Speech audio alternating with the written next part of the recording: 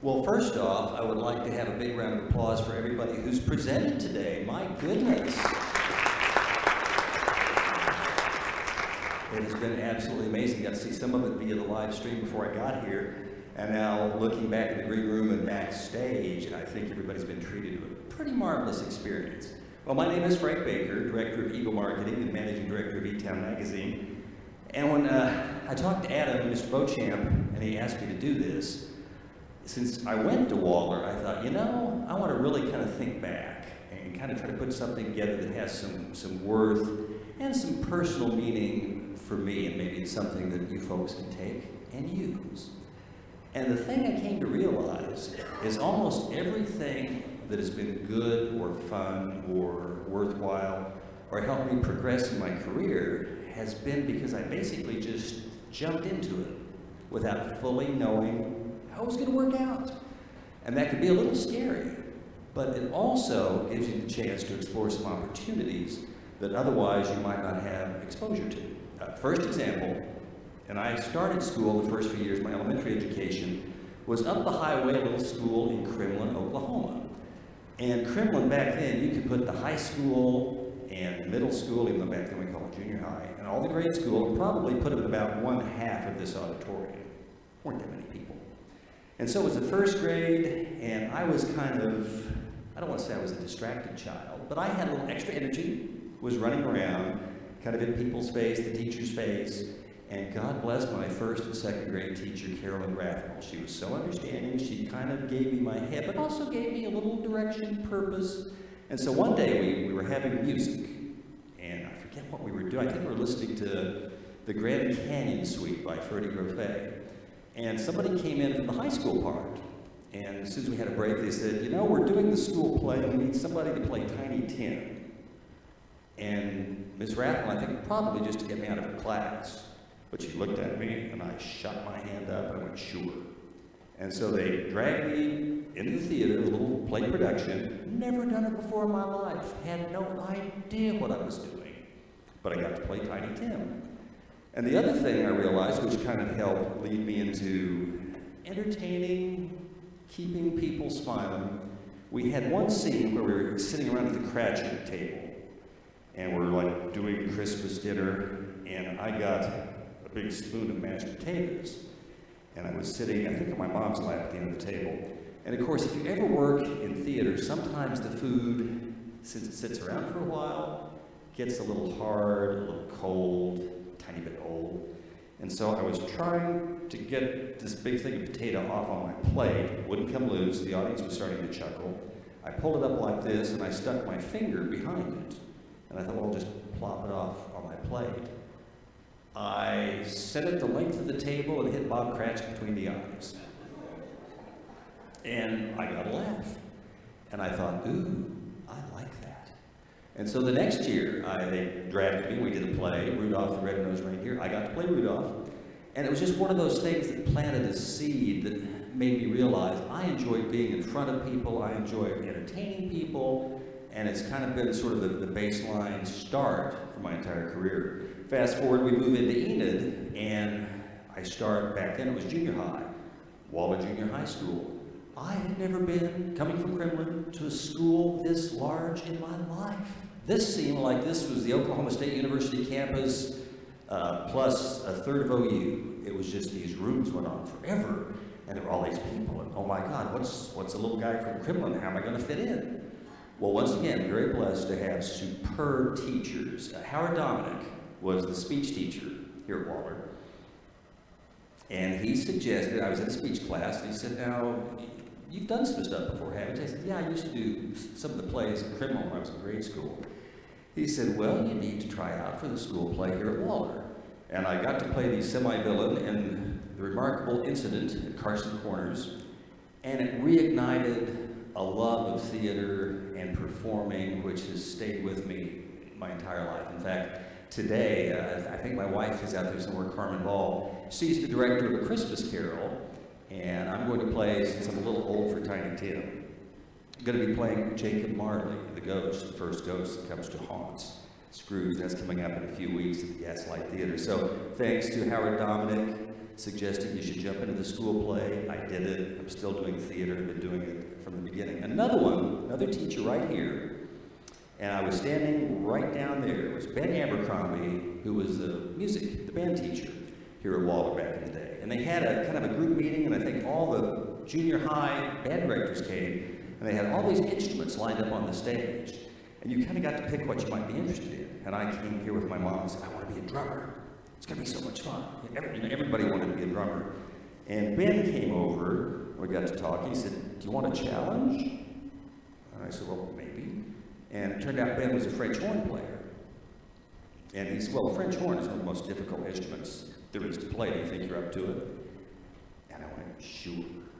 And that kind of began a 6-year exposure to not only marching band, concert band, also was in the orchestra at Enid High School, planted a love of a wide variety of music, which has stayed with me my entire life. And once again, just because I jumped in not really knowing what I was doing.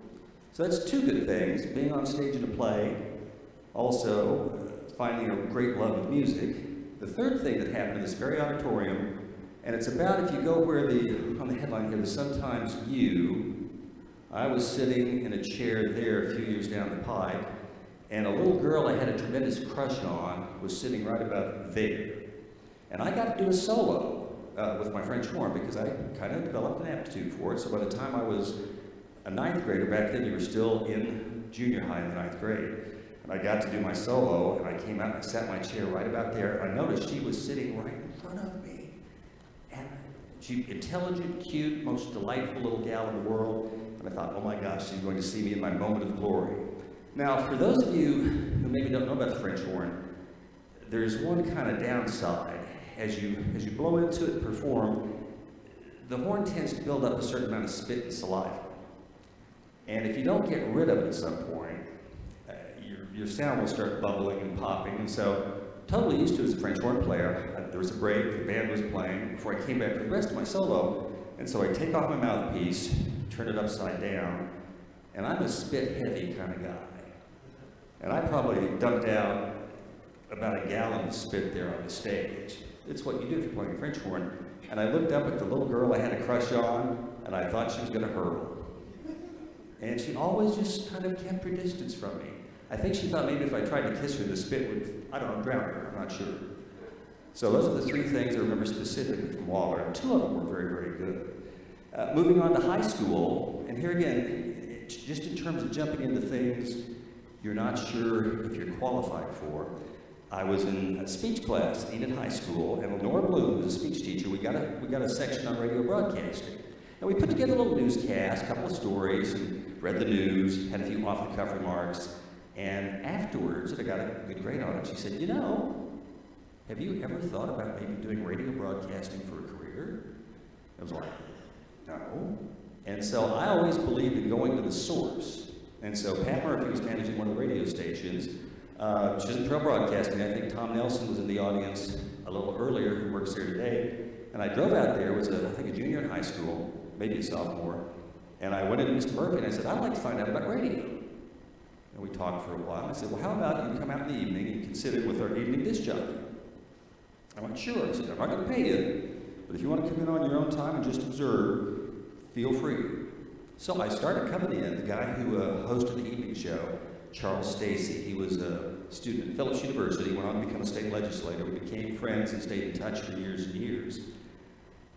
But he was about 2 weeks into it, and I was sitting in with him. Maybe it was like the 8th time I'd been there. And something came up, and he just stood up, and as soon as the shift was over, he says, I quit. He called Pat and said, I'm done. And so the next day, I get a call from Pat Murphy, and he said, well, what do you think about doing my evening show for me? Can you do it? I had no idea. I hadn't been watching long enough. Went, sure, no problem. So he slapped me on the air that night, and I'm so glad there are no existing tape recordings of it, because it was the most dreadful, horrific thing in the world for the first few weeks until I got to know what I was doing. And then I developed a little bit of feel for it. I got better. And if I hadn't been willing to jump in over my head, I didn't really know what I was doing, I wouldn't have had a career I got to do for nearly 3 decades. When I went into the United States Navy, I'd done 1 year of college, And as I applied, they said, well, they were looking at my skill set, and they said a couple of things. You could try out for become a musician, you know, the Navy band program. That was one option. Another said, you know, we've got this school, and it trains all of the journalists and broadcasters in the armed forces. It's called the Defense Information School, DINFOS. And it's pretty hard to get into, but you can apply. And I'm a big believer, when in doubt, go talk to the source. And as I got into the military, I found out you don't do this. But I just got on the telephone and called the Defense Information School. They're in Fort Meade now. At the time, they were in Fort Benjamin Harrison, Indiana. And I said, I'd like to talk to the director. Well, I didn't get him. I got a guy down the food chain, Jim Beddoes. And Jim and I started talking. I said, you know, really, this isn't how this works. You apply, and we'll give you the details on what your application needs to have. And I said, okay, but I said, just tell me a little bit more about this.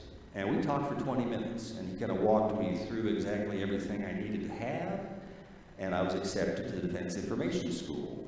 Then when I went on active duty, I was able to be a radio broadcaster. Went to Guantanamo Bay, Cuba, scenic Guantanamo Bay, did the morning radio show, wrote for the base newspaper, and also did the evening news. I was a sportscaster.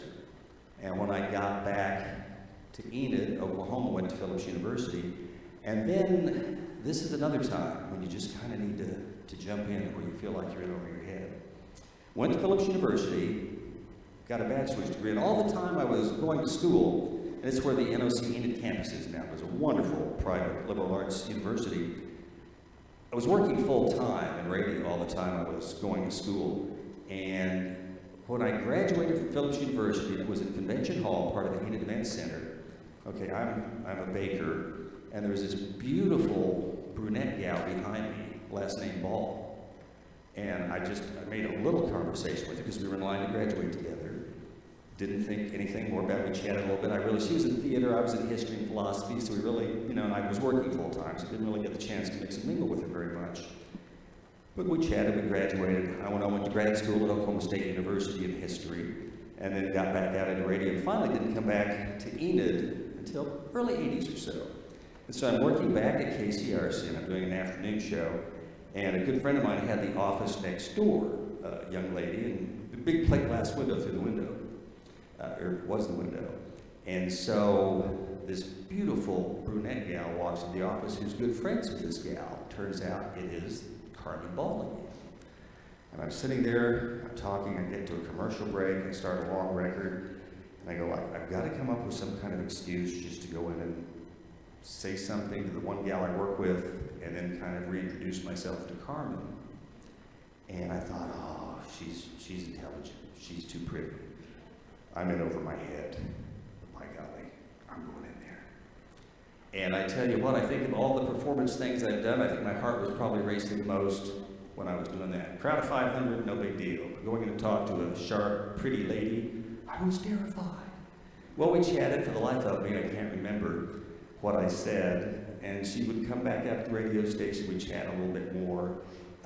Finally, we kind of became a couple. Now, we dated for 13 years because we both had commitment issues. Took a few years. And now I believe we've been married 23 years. So, Carmen Ball, glad to have you here today. Bless your heart. I love you. In conclusion, I think it's very important when opportunities arise to jump in. During my broadcast career, I had a chance to spend a few years in the ad agency business. And there again, we were doing a lot of cable TV, commercials, working for clients. The guy was a former school buddy called me and said, you want to do this? And I went, sure. Didn't really know what I was doing, but I jumped into it. It became the springboard for what eventually is what I do now and have done for the last 12 years, Eagle Marketing, which is, to use kind of the old Mad Men phrase, is an advertising agency, a marketing company. And having had that experience, it made it very easy to do the ad agency part. The part I didn't have a clue for, is magazines. We do E-Town Magazine, E-Kids, a whole range of products, both in print and digital. And there again, a few years back when they said, do you want to do a magazine? Sure. Didn't have a clue. But I have a great team at Eagle, and they help us craft E-Town, which has become a very successful part of the Enid media landscape. The primary thing I want to leave you with is, number one, when teachers and people you come in contact with who you develop some respect for, make some suggestions as to what you might be good for. They're seeing you with fresh eyes. And that's kind of a business concept. Your family, your friends, the people closest to you, who are around you all the time, they kind of have one vision of who you are. You walk into a classroom, or you walk into a new business setting, or a new social setting, some other person might see you with a fresh set of eyes, fresh set of perceptions, and see some possibilities in you that you haven't seen for yourself. So always stay open, and yes, sometimes you do need to jump off the cliff, because if you do, you'll end up with a lovely lady who you've been around about 34, 35 years. So thank you so much. It's been a pleasure being here. Have a wonderful day.